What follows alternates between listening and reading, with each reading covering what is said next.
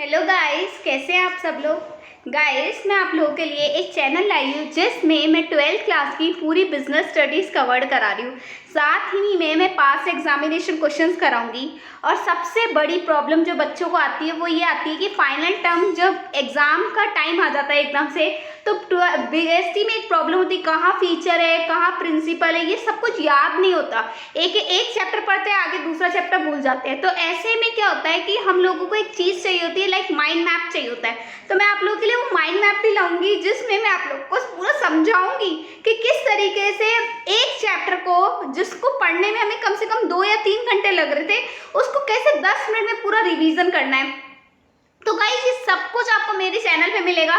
तो अगर अभी तक आप लोगों ने मेरा चैनल सब्सक्राइब नहीं किया है तो प्लीज इसको लाइक कीजिए, शेयर कीजिए एंड सब्सक्राइब द चैनल। क्योंकि आप लोगों को पता है कि मैंने अभी तक स्टाफिंग तक पूरा कंप्लीट करा दिया है। डायरेक्टिंग का भी आज मेरा लास्ट पार्ट है और इसके बाद हम लोग कंट्रोलिंग स्टार्ट करेंगे, मतलब ऑलमोस्ट 1 बुक कंप्लीट होने वाली है। तो अगर अभी तक आप लोगों ने वो सब कुछ नहीं देखा तो वो देखो, क्योंकि अब आप लोगों के लिए ऐसा तो है नहीं कि हम लोग को एग्जाम नहीं दे रही 2021 में। आई नो कि घर का माहौल थोड़ा सा ऐसा हो रहा है कि पढ़ा नहीं जा रहा, बहुत समर सीजन भी है, साथ में घर में बैठे अंदर और बहुत सारी प्रॉब्लम है हमारे साथ। तो इसी सबको देख के आप लोगों के लिए मैं इस तरीके से कंटेंट लाई हूँ ताकि आप लोग लर्न भी करोगे। तो आप लोगों को मैं पढ़ा रही हूँ तो उस टाइम आप लोगों को कंटेंट दिखता जाएगा।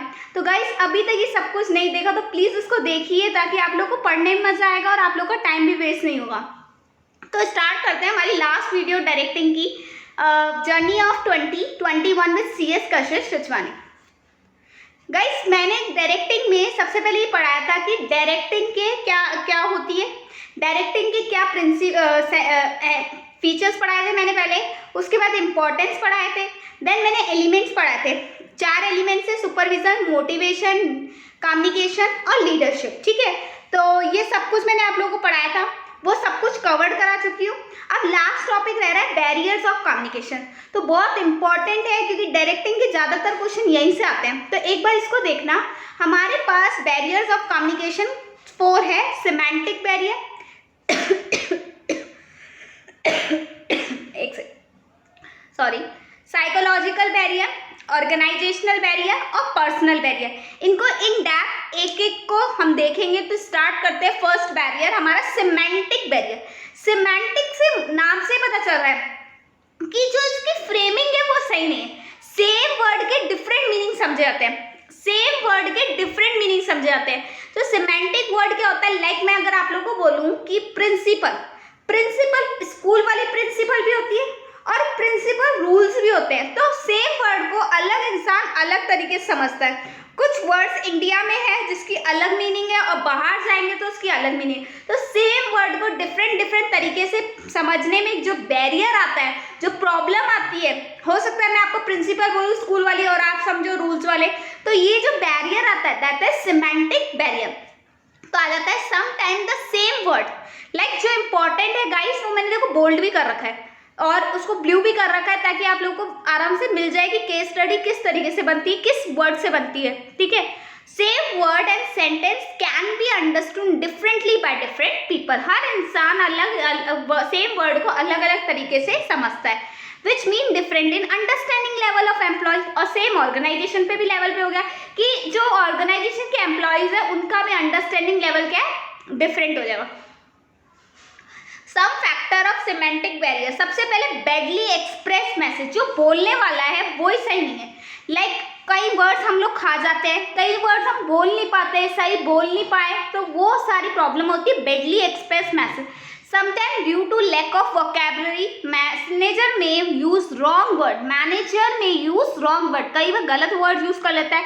ओमिशन मतलब ओमिशन ऑफ वर्ड्स मतलब वर्ड लिखना ही भूल जाता है या बोलना भूल जाता है। Due to this manager may fail to convey the same meaning to the subordinate, और इसी वजह से जो मैनेजर अपने सबऑर्डिनेट को बोलना चाह रहा है वो नहीं बोल पाता।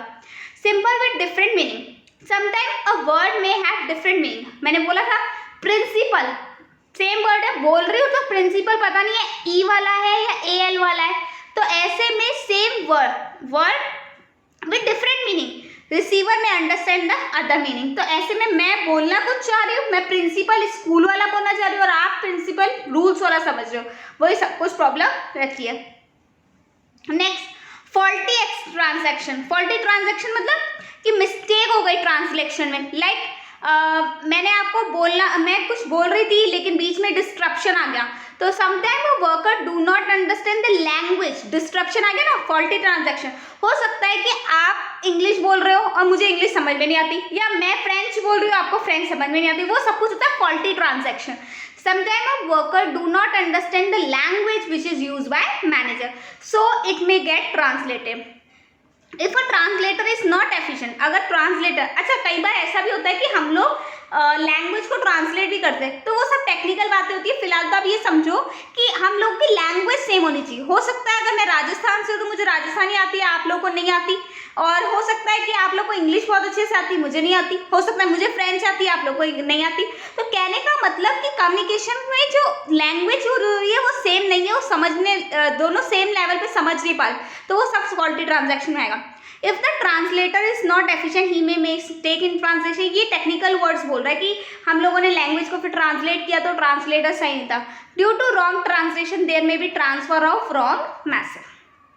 अनक्लैरिफाई अजम्पशन मतलब कई बार मैनेजर क्या बोलता है, कुछ बोल के चल देता है या कुछ चीजें इम्प्लाइड होती है, तो वो क्या होता है, क्लैरिफाइड नहीं होती। भाई बोला तो बोला क्या, बोलना क्या चाह रहा है, तो ऐसे में अनक्लैरिफाइड हो गया। Certain assumptions of communication are subject to different interpretation. Like उसने मैनेजर ने बोला वो वाला काम कर दिया, अब वो वाला कौन सा, हो सकता है वो कोई दूसरा बोलना चाह रहा हो और आप कोई दूसरा समझ, मतलब अनक्लैरिफाई, उसने क्लैरिफाई किया ही नहीं कि वो वाला काम ये जो मैंने कल बताया था या परसों बताया था, समझ में। Technical words, technical jargon, technical jargon का मतलब होता है कि टेक्निकल वर्ड्स में प्रॉब्लम। लाइक अगर मैं बोलूं कि कॉमर्स के बच्चों को बोलूं कि करंट असेट क्या होती है, तो कॉमर्स के बच्चे बड़े इजीली समझ जाएंगे करंट असेट वो असेट होती है जो विद इन द 12 मंथ्स चलती है, मतलब 12 महीने के अंदर अंदर चलती है, 12 मंथ्स में चलती है, ठीक है। लेकिन अगर यही चीज मैं साइंस वालों के आगे बोल दूं तो साइंस वाले समझेंगे करंट असेट तो वो असेट होती है जिसमें करंट लगता है। अरे भाई वो थोड़ी करंट लगने वाला, मतलब टेक्निकल वर्ड्स। अगर कोई कॉमर्स वाला बच्चा साइंस वाले बच्चे से बात करेगा कि करंट असेट के बारे में, तो वहां पे वो उसने टेक्निकल वर्ड यूज किया, टेक्निकल वर्ड यूज किया करंट असेट, लेकिन साइंस वाले बच्चे ने तो सीधा सिंपल मीनिंग निकाला कि करंट असेट वो असेट होगी जिससे करंट लगता होगा। तो ये होता है technical jargon. while explaining to subordinate many specialized expert use technical word जो कि हम लोग वर्कर जो होते हैं वो समझ नहीं पाते। लाइक अगर आप भी अभी पढ़ोगे और बहुत अच्छी पोस्ट पे पहुंच जाओगे, तो जब आप मैनेजर बन जाओगे तो आप ऐसे टेक्निकल वर्ड्स यूज करोगे, करंट असेट, फिक्स असेट, तो ऐसे में वो वर्कर नहीं समझ पाएंगे क्योंकि वो इतने एडुकेटेड नहीं होते, तो ये सब कुछ प्रॉब्लमेटिक रहता है। Body language and gesture decoding, मैं बोल रही हूँ आज मैं बहुत खुश हूँ और वैसे बैठी हूँ, बहुत खुश हूँ, तो मेरी बॉडी लैंग्वेज तो ये बता रही है कि मैं बिल्कुल उदास हूँ, लेकिन मैं बोल रही हूँ मैं बहुत खुश हूँ, या मैं ऐसे बोल रही हूँ आज मेरा दिन बिल्कुल अच्छा नहीं गया, आज मेरा दिन बिल्कुल भी अच्छा नहीं गया। अब मैं दिख तो खुश रही हूँ, तो कहने का मतलब बॉडी कुछ बोल रही है, फेशियल एक्सप्रेशन कुछ और है, लेकिन मैं बोल कुछ और रही हूँ, तो ऐसे जब मैच नहीं करता तो ये होता है body language and gesture decoding, ठीक है। कम्युनिकेशन में भी wrongly perceive if there is no match between what is said and what is expressed in body movement। तो आ जाते हैं एक बार सिमेंटिक, सेम वर्ड को डिफरेंट मीनिंग है। लाइक पहला इसमें आ गया बैडली एक्सप्रेस मैसेज, बोला नहीं, गलत बोल दिया, सिंबल अलग अलग यूज कर लिए जिसके हर सेम वर्ड के डिफरेंट मीनिंग निकल जाते हैं। फॉल्टी ट्रांजैक्शन है, सेम लैंग्वेज यूज नहीं कर पाए। अनक्लैरिफाई अजम्पशन सॉरी, अनक्लैरिफाई अजम्पशन मतलब कि वो बोल के चला गया लेकिन उसने पूरा क्लैरिफाई नहीं किया। टेक्निकल जार्गन, टेक्निकल वर्ड्स हो गए, बॉडी लैंग्वेज और हमारा जो वर्डिंग है वो मैच नहीं कर रही, ये सब हो गया सिमेंटिक में। नेक्स्ट आते हैं साइकोलॉजिकल बैरियर। साइकोलॉजी होता है दिमाग का बैरियर, मतलब लैंग्वेज सही है लेकिन हमारे दिमाग में फितूर है। लाइक कई बच्चों के पेरेंट्स उनकी सुनते ही नहीं है, वो ये सोचते हैं कि बच्चे बच्चे ही हैं अभी, तो ऐसे में आप लोग अपने पेरेंट्स को कुछ ऐसा बोलना चाह रहे हो जो उनके फायदे के लिए, लेकिन वो सुनेंगे नहीं, उनको ऐसा लगेगा कि नहीं ये तो बच्चा ही है, मतलब साइकोलॉजिकल बैरियर मतलब दिमाग का फितूर, ठीक है। तो इमोशनल और साइकोलॉजिकल फैक्टर बैरियर होते हैं। The state of mind has great influence over the information and it's reflection. बोलने वाला अगर आप होंगे अपने पेरेंट्स को तो आपके पेरेंट्स सुनेंगे ही नहीं, लेकिन वही बोलने वाले आपके ग्रैंड पेरेंट्स होंगे तो वो अच्छे सुनेंगे। मतलब स्टेट ऑफ माइंड आपके आपके बोलने पे उन्होंने दिमाग लगाया ही नहीं, लेकिन उनके बोलने पे उन्होंने दिमाग लगाया, मतलब स्टेट ऑफ माइंड डिफरेंट हो गया ना इन दोनों सिचुएशन में। तो state of mind has great influence over the information उसके रिफ्लेक्शन से। एज द फ्रेटेड पर्सन है मे नॉट कम्युनिकेट प्रॉपरली, मतलब एक ऐसा पर्सन है जो डरा डरा रहता है, पता नहीं अब क्या हो जाएगा, अगर मैं बोल दूंगा तो पता नहीं क्या हो जाएगा, तो ऐसे में वो कम्युनिकेट कर ही नहीं पाएगा प्रॉपरली। सिमिलरली जो एंग्री पर्सन है, गुस्से करने वाला, मे नॉट रिसीव, जो गुस्सा करता है ना बहुत ज्यादा, तो वो उसके हमेशा उसको ऐसा लगता है बस गुस्सा गुस्सा गुस्सा, तो ऐसे में वो कोई सामने वाला उसका बंदा अगर कुछ बोलेगा तो समझेगा ही नहीं, समझ ही नहीं पाएगा। May not receive communication efficiently, तो ऐसे में क्या होता है कि वो लोग सुन नहीं पाते ढंग से, वो लोग गुड लिसनर बन ही नहीं सकते जब तक आप अपने गुस्से को ठंडा नहीं करोगे। इसमें बैरियर देखते हैं pre mature evaluation. Pre mature evaluation समझते हो? आप लोगों ने कभी अपने घर वालों को फोन करके ऐसे बोला मम्मी ये हो गया, अब मम्मी ने पूरा सुना ही नहीं। जस्ट टेक एन एग्जांपल, मैं किसी स्टूडेंट पे नहीं ले रही, लाइक अगर एक स्टूडेंट ने अपने घर पे फोन करके बोला कि मम्मी मेरा एक्सीडेंट हो गया, अब मम्मी क्या होती है, बड़ी इमोशनल टाइप की होती है, तो मम्मी क्या करेगी, सुनेगी नहीं आगे क्या हुआ, सुनना तो है ही नहीं, ठीक है, बस वो तो ये सोचती हाँ कुछ हो गया बस हो गया, वो हल्ला मचाने लगेगी। That is premature evaluation. उन्होंने पूरा सुना ही नहीं। हो सकता है आप ये बोलना चाह रहे हो कि मम्मी मेरा एक्सीडेंट हो गया, मैं ठीक हूँ पर मेरी गाड़ी में कुछ प्रॉब्लम हो गई है और इस वजह से मुझे ये चीज़ की नीड है, आप दे दो, ठीक है। उन्होंने वो तो सब कुछ सुना ही नहीं, बस उन्होंने ये सुना कि एक्सीडेंट हो गया, दैट इज प्री मैच्योर, उन्होंने पूरी बात सुनी नहीं। तो ऐसे ही हम लोग क्या होता है, जब हम पूरी बात सुनते नहीं है तो हम लोग कुछ, सामने वाला हो सकता है कुछ और बोलना चाह रहा है, हम कुछ और समझ जाते हैं। तो if a person has preconceived notion against the communication, then he will evaluate the meaning of message before the sender complete the message. वही वो आपने अभी कंप्लीट नहीं किया, लेकिन आपकी मम्मी ने तो सब कुछ समझ लिया, ठीक है, तो वो क्या होता है, गलत समझ गई ना वो, that is premature evaluation. Lack of attention, बहुत बार सुना होगा आपने क्लास में, present body absent mind. Present body, भाई ये बैठा तो मैं यही हूँ, लेकिन मेरे ख्वाब चल रहे हैं मेरी मूवी में, मेरे फ्रेंड से जब मैंने रात को बात की थी उस पर, तो वो क्या, प्रेजेंट बॉडी एब्सेंट माइंड, दिमाग यहाँ नहीं है, तो वो क्या सुनेगा, वो सुनेगा ही नहीं। तो non listening of message due to preoccupied mind of receiver, receiver का दिमाग कहीं और चल रहा है, act as a major psychological barrier. Next, distrust, like हमारे पेरेंट्स हम पे विश्वास ही नहीं करते, तो हम कुछ भी बोल दे, वो ये सोचेंगे अरे ये तो ऐसे ही बोलता था, ये तो ऐसे ही बोलता था, मतलब हमें तो बेवकूफ़ समझते हैं। लाइक डिस्ट्रस्ट, उनको हम पे ट्रस्ट ही नहीं है। तो ऐसे ऑर्गेनाइजेशन में भी मैनेजर को हो सकता है एम्प्लॉय पे ट्रस्ट ही नहीं हो, तो एम्प्लॉय को कुछ आइडिया देना भी चाहेगा ना तो मैनेजर समझेगा ही नहीं। तो communication can not be perform effectively if the manager and subordinate do not trust on each other. Loss of transmission और पुअर रिटेंशन, मैंने उसको बोला उसने उसको बोला, लाइक वो कान वाला गेम खेलते थे, तो वो क्या होता था, आधी तो मैसेज गायब हो जाता था। तो ऐसे ही जब हम स्केलर चेन फॉलो करते थे, ए बी को बोलेगा, बी सी को बोलेगा, सी डी को बोलेगा, डी ई को बोलेगा, तो ए टू ई जो बात पहुंचनी थी वो क्या होगी, आधी तो गायब हो जाएगी। तो loss of transmission and poor retention, successive transmission of the message resulted in accurate information, पूरी इन्फॉर्मेशन पहुंचेगी नहीं, कहीं ना कुछ गायब हो जाएगा। Usually people can not retain the information, हमें याद रहता है क्या, कल का चैप्टर पढ़ाया हुआ याद नहीं होगा, for the long time if they inattentive और नॉट इंटरेस्टेड, और जो हमारी इंटरेस्ट की बात नहीं थी वो तो हमें याद ही नहीं रहती। मूवीज देख लो, मूवीज हमें बहुत टाइम तक याद रहेगी, मूवीज याद रहेगी, लेकिन हमारी पॉलिटिकल पार्टीज में क्या हो रहा है वो ध्यान ही नहीं रहेगा, नेशनल इनकम में क्या हो रहा है वो ध्यान ही रहेगा, क्योंकि इंटरेस्ट ही नहीं है। तो लैक ऑफ अटेंशन, ठीक है, और नॉन इंटरेस्ट। तो एक बार वापस कर लेते हैं, प्री मैच्योर इवैल्यूएशन आधा सुना और आंसर निकल लिया। Lack of attention, present body absent mind, distrust, विश्वास ही नहीं है। Loss of transmission and poor retention, मतलब आधी बात पहुंची और आधी रह गई। और क्यों होता है वो, क्योंकि स्केलर चेन की वजह से। दो हो गए, अब थर्ड ऑर्गेनाइजेशनल बैरियर। पहला कौन सा था, सिमेंटिक बैरियर, दूसरा साइकोलॉजिकल बैरियर, दिमाग का, तीसरा ऑर्गेनाइजेशन। ऑर्गेनाइजेशन क्या होता है, कुछ रूल्स बनाता है, अब उस रूल्स को हमें फॉलो करना पड़ता है। लाइक अगर कोई एम्प्लॉयज की मीटिंग हो रही है तो सबऑर्डिनेट कुछ नहीं बोलेगा बीच में, उसको बोलने का हक नहीं है। अब उस सबऑर्डिनेट के टाइम, उसी टाइम मीटिंग में अगर सबऑर्डिनेट के टाइम को कोई दिमाग में बात आ रही हो, कुछ ऐसा आ रहा हो, तो वो बता ही नहीं पाएगा। क्यों नहीं बता पाएगा, क्योंकि उसको पता है अगर मेरे को बोलने का हक ही नहीं है। तो कहने का मतलब कई बार ऑर्गेनाइजेशन इस टाइप के रूल बना लेता है जिसकी वजह से सबऑर्डिनेट क्या होता है, बोलने चाहता है तो भी नहीं बोल पाता। तो factor relating to organization structure, authority relationship, rules हो गया कि हम अपने अथॉरिटी रिलेशनशिप मतलब अपने सुपीरियर को बोल नहीं सकते sorry. Rules and regulation may act as a barriers to effective communication.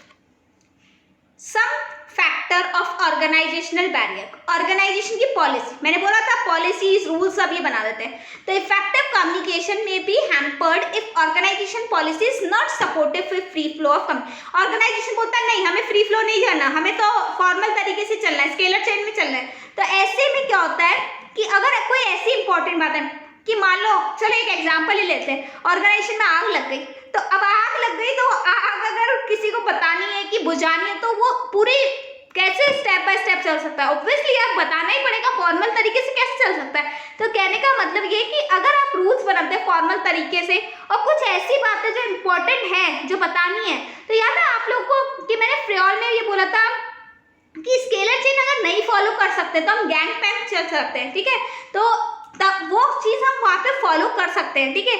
लेकिन यहाँ पे ये बोल रहा है नहीं कर सकते, बिल्कुल ऑर्गेनाइजेशन की पॉलिसी के हिसाब से चाहिए, तो हम बताएंगे भी नहीं, ठीक है। स्टेटस डिफरेंट, कई बार मैनेजर सबऑर्डिनेट की सुनता ही नहीं है। स्टेटस, वो बोलता है मैं ऊपर हूँ तो मेरे में ज़्यादा दिमाग है, तू नीचे है तो तेरे में कम दिमाग है, तो वही हुआ। तो स्टेटस कॉन्शियस पर्सन होता है, may not allow a subordinate to express, कई बार उसको एक चीज़ और भी लगती है, उसको ऐसा लगता है कि अगर सबऑर्डिनेट मेरे आइडिया देने लग गया तो मेरे से ऊपर हो जाएगा, ठीक है, तो ऐसे में वो सुनेगा ही नहीं। कहने का मतलब या तो उसको ऐसा लग रहा है कि मैं ऊपर हूँ और तू नीचे है तो इसलिए नहीं सुनेगा, या फिर उसको ऐसा भी लग सकता है कि अगर मेरी जगह सबऑर्डिनेट आंसर देने लग गया तो मेरी जगह ना आके बैठ जाए, तो उसको अपनी जगह खोने का डर है। तो स्टेटस डिफरेंस की वजह से रूल्स एंड रेगुलेशन वही हो गया पॉलिसी की तरह, rigid rules and regulation procedure में hurdle the effectiveness of communication. Complexity in organisation structure, structure सही नहीं है हमारे ऑर्गेनाइजेशन का, पूरा फॉर्मल चेन की तरह बना रखा है, तो वो सब कुछ फॉर्मल चेन फॉलो करने में बहुत टाइम लग जाता है, तो कम्युनिकेशन डिले हो जाता है इसकी वजह से, और कई बार डिस्ट्रॉय भी हो जाता है। लाइक ए ने बी को बोला, बी ने सी को, सी ने डी को, डी ने ए को, तो ऐसे में बीच में डिस्ट्रॉय भी हो सकता है। If there the number of managerial level in the organization, को बहुत सारे होंगे तो ऑर्गेनाइजेशन ने फैसिलिटी नहीं दे रखी, ऑर्गेनाइजेशन और एम्प्लॉयज़ को अलाइ नहीं करता, ऑर्गेनाइजेशन बोलता है मैं सेंट्रलाइज चलूंगा, मैं एम्प्लॉयज़ को सुनूंगा ही नहीं, तो ऐसे में ऑर्गेनाइजेशन को फैसिलिटी नहीं दे रहा तो फ्री फ्लो ऑफ कम्युनिकेशन करेंगे भी नहीं, तो कम्युनिकेशन हैम्पर्ड हो सकती है, facility for smooth clearly and timely communication is not provided. तो एक बार वापस देख लेते हैं, ऑर्गेनाइजेशन की पॉलिसी, ऑर्गेनाइजेशन का रूल्स, स्टेटस में difference, complexity in organisation structure, उसको लगता है कि हाँ सेंट्रलाइजेशन चलना है, ऑर्गेनाइजेशन ने फैसिलिटीज नहीं दे रखी। पर्सनल बैरियर जो हमारे अंदर होता है, semantic same word with different meaning, psychological दिमाग का फितूर, ऑर्गेनाइजेशन रूल्स एंड पॉलिसीज, और पर्सनल हमारा खुद का हुआ। तो certain personal factor of sender and receiver may influence the free flow of communication, like fear of challenge of authority. वही बात है, कई बार हमें अंदर से ऐसा लगता है कि अगर मैंने अपने एम्प्लॉयज़ की सुनने लग गया तो मेरा मानेंगे ही नहीं, वो अपने आप को मेरे बराबर समझेंगे और मेरा ऑर्डर सुनेंगे ही नहीं, तो ऐसे में फियर ऑफ चैलेंज है ना टू अथॉरिटी, उनको ऐसा लगता है कि मेरी अथॉरिटी में कोई चैलेंज कर रहा है, मेरे ईगो पे बात आ रही है, तो जहाँ पे हमारी ईजीओ आ जाता है ना वहाँ पे हम किसी की नहीं सुनते। तो सुपीरियर में विथ होल्ड और suppress communication if we think that the particular communication may adversely affect is authority, अगर उसको लगता है कि मेरी अथॉरिटी जा रही है इसकी वजह से, वो सुनेगा ही नहीं। लाइक आप लोगों को पता है कि अगर आप लोगों से छोटे कोई बच्चे हैं या आप है ना, आप लोग आपके कोई ऐसे फ्रेंड है जो पहले आपकी बात मानते थे, लेकिन अभी आपको ऐसा लग रहा है कि वो उनके पास ज़्यादा अच्छे आइडिया है, अगर आपने उनकी बात मान ली तो वो आपकी कभी सुनेंगे ही नहीं, तो ऐसे में उनकी ईजीओ पे बात आ रही है, आपके ईजीओ पे बात आ जाएगी, तो ऐसे में आप उनकी सुनोगे ही नहीं, आपको अपनी अथॉरिटी खो देने का डर है। लैक ऑफ कॉन्फिडेंस, हम विश्वास ही नहीं करते, डिस्ट्रस्ट, वही है क्या कि हम अपने छोटों पे विश्वास ही नहीं करते। तो lack of confidence of superior on his subordinate, superior को हमेशा ऐसा लगता है कि सबऑर्डिनेट कुछ नहीं कर सकता, तो इस वजह से वो सुनेगा ही नहीं। Superior may not seek advice और opinion of their subordinate if they do not have confidence on the competency of the subordinate, उसको लगता नहीं है कि मेरा सबऑर्डिनेट कुछ करने लायक है। अनविलिंगनेस टू कम्युनिकेट, कई बार सबऑर्डिनेट खुद ही बोलता है छोड़ रहे, कौन बोलेगा सुपीरियर को। कई बार हमें भी ऐसा लगता है अपने घर वालों से कि कई बार हमारा ऐसा रिलेशन हो जाता है किसी के साथ जो हमारी कभी सुनता ही नहीं है, हम पे विश्वास ही नहीं करता, तो हम भी कई बार ऐसा होता है यार छोड़ रहे, हम क्यों बोले। अगर सामने वाला हमारी नहीं सुनना चाहता तो हम भी उसको क्यों बोले। अनविलिंगनेस टू कम्युनिकेट, जब सुपीरियर कई बार सबऑर्डिनेट की नहीं सुनना चाहता, सबऑर्डिनेट भी बोलता है छोड़ रहे। और कई बार हम सबऑर्डिनेट जो होता है ना, कई बार सबऑर्डिनेट इसलिए भी नहीं बोलना चाहता, वो सोचता है मेरा क्या फायदा होगा, मुझे कुछ नहीं मिलने वाला, तो अनविलिंगनेस टू कम्युनिकेट। तो if the subordinate perceive that it may adversely affect the interest then they may not prepare to communicate with the superior, उसको ऐसा लगता है कि हाँ सुपीरियर मेरी सुन के मेरे को डांटेगा या मेरे इंटरेस्ट के अलावा होता है। लाइक एग्जाम्पल लूँ तो कई बार ऐसा भी होता है घर में आप लोगों से कोई चीज़ खराब हो जाती है, अब खराब हो जाती है तो अगर आपके घर वाले बहुत फ्रेंडली है आपसे तो आप आराम से जाके बता दोगे हाँ कि मुझसे ये चीज़ खराब हो गई। लेकिन अगर आपको लगता है कि नहीं भाई अब तो लगने वाली है लंका, तो आप लोग बताने की इच्छा ही नहीं करोगे, आप बोलोगे छोड़ रहे मैं क्यों बताऊं, कल को मुझे ही और डांट पड़ जाएगी, तो इसीलिए आप उसको बताओगे नहीं। Unwillingness to communicate, lack of proper incentive, वही बात हो गई ना, सबऑर्डिनेट बोलेगा अगर मैं बता भी दूं, अगर मैं कोई आइडिया लेकर आऊँ कंपनी में और कंपनी को बता भी दूँ तो कंपनी मुझे कौन सा एक्स्ट्रा पे करेगी जो मैं अपना दिमाग लगाऊँ, तो इसलिए सबऑर्डिनेट बताना भी नहीं चाहता। अगर वो बताएगा फिर उसके से और एडवाइस ली जाएगी, तो इसीलिए वो बताएगा ही नहीं। ठीक है, तो वो अगर आप बोलो अपने सबऑर्डिनेट्स को कि तुम आइडिया लेके आओ और तुमको इसके बदले में इंसेंटिव एक्स्ट्रा पे किया जाएगा, बोनस देंगे, तो वो जरूर बताएंगे। लेकिन अगर आप उनको कुछ पे ही नहीं करोगे एक्स्ट्रा तो वो क्यों बताएंगे। Lack of proper incentive, subordinate may not take initiative to communicate if there is no motivation for communication. आ गया, या तो हो सकता है जरूरी नहीं है कि हमेशा incentive in terms of money हो, आप उनको फाइनेंशियल नहीं दे सकते तो नॉन फाइनेंशियल तो उनको शाबाशी दो। कई बार क्या होता है सुपीरियर सबऑर्डिनेट के आइडिया यूज कर लेता है और उस सबऑर्डिनेट के आइडिया यूज करके कई बार कंपनी को फायदा भी हो जाता है, लेकिन सुपीरियर कभी सबऑर्डिनेट को ये नहीं बोलता कि हाँ तूने अच्छा किया, तो ऐसे में मजा नहीं आता काम करने में। Measure to overcome barriers to communication, ठीक है सारे हो गए, चार थे, सिमेंटिक, साइकोलॉजिकल, ऑर्गेनाइजेशनल और पर्सनल। एक बार पर्सनल वाला रिवाइज कर लेते हैं, वो करा नहीं। Fear of challenge of authority, मेरी अथॉरिटी चली जाएगी। Lack of confidence of superior, विश्वास नहीं करता, सबऑर्डिनेट खुद नहीं बताना चाहता और उसको प्रॉपर इंसेंटिव नहीं मिल रहे इस वजह से नहीं बताना। Measure to overcome barriers to communication, अब इन सारे बैरियर्स को, बैरियर्स पता है प्रॉब्लम्स, बैरियर्स मतलब प्रॉब्लम, रुकावटें, अब इन सबसे ओवरकम कैसे किया जाए। तो पहला, convey thing to help and value to listen, ठीक है, मतलब पहले बात सोचो, गुड रेस्पॉन्स दो सामने वाले की बात सुनो और फिर उसको रिस्पॉन्स दो। To get good response from the subordinate it should ensure the message relate to their interest, मतलब उसकी बात सुनोगे तो उसको ऐसा लगेगा हाँ मेरी बात सुन रहा है, और वो बताने में भी इंटरेस्ट देगा और उसको ऐसा लगेगा कि हाँ उसके भी इंटरेस्ट की बात हो रही है। तो कहने का मतलब दोनों टू वे कम्युनिकेशन होना चाहिए। एंड शॉर्ट फीडबैक, अगर आपको कोई कुछ बोलता है तो उसको फीडबैक दो। लाइक मेरे पास भी काफ़ी सारे मैसेजेस आते हैं, बहुत सारे व्हाट्सएप पे, इंस्टा पे बच्चे कुछ क्वेश्चंस पूछते हैं। अब उन क्वेश्चंस का अगर मैं रेस्पॉन्स नहीं करूँ तो बच्चे अगली बार पूछेंगे नहीं, वो सोचेंगे मैम को जवाब ही नहीं देती। कहने का मतलब ये है कि आपको फीडबैक देना पड़ता है, क्योंकि अगर आप फीडबैक नहीं दोगे तो सामने वाला आपसे कभी कम्युनिकेट करना ही नहीं चाहेगा। तो for success of communication response of the listener should be encourage by the manager, वही सबऑर्डिनेट की बात सुन के सुपीरियर को रेस्पॉन्स देना चाहिए, तभी वो क्या करेगा, गुड कम्युनिकेशन में आएगा। Be a good listener, first listen then speak, first listen then speak, पहले सुनो अच्छे से, प्री मैच्योर मत बनो और फिर बोलो। बी अ गुड लिसनर, पता नहीं क्यों हम लोग सुनते नहीं अच्छे से, जबकि गुड लिसनिंग बहुत ज़रूरी है हमारे करियर के। तो lot of problem can be solve due to attentive listening quality of manager, अगर हमारी लिसनिंग की क्वालिटी अच्छी होगी ना तो बहुत सारी प्रॉब्लम्स अपने आप ही सॉल्व हो जाएगी। फॉलो अप कम्युनिकेशन वो चलता रहना चाहिए, मतलब कंटिन्यूस रहना चाहिए। Sometime it is difficult to implement instruction by the subordinate, to overcome this regular flow and done. कई बार क्या होता है सुपीरियर ने कोई ऑर्डर दे दिया, अब सबऑर्डिनेट नहीं कर पाया तो उसको दोबारा समझा दें, मतलब कहने का मतलब फॉलो अप मतलब चलता रहना चाहिए, उसको बार बार गाइडेंस दे दे, तो ऐसे में क्या होगा, काम भी सही होगा। कम्युनिकेशन प्रेजेंट के लिए भी हो सकती है और फ्यूचर के लिए भी हो सकती है, पास्ट के लिए तो हो ही नहीं सकती। पास्ट की बातें हम लोग करते हैं, लेकिन पास्ट जो हो गया उसको तो आप चेंज नहीं कर सकते, दैट इज रिजिड, लेकिन प्रेजेंट और फ्यूचर कर सकते हो चेंज। तो communication to be successful manager should be incorporate existing communication as well as future goal of the organization, मतलब प्रेजेंट की कम्युनिकेशन करो, साथ में फ्यूचर के गोल्स को भी देखो। एक बार देख लेते हैं ऑफिस।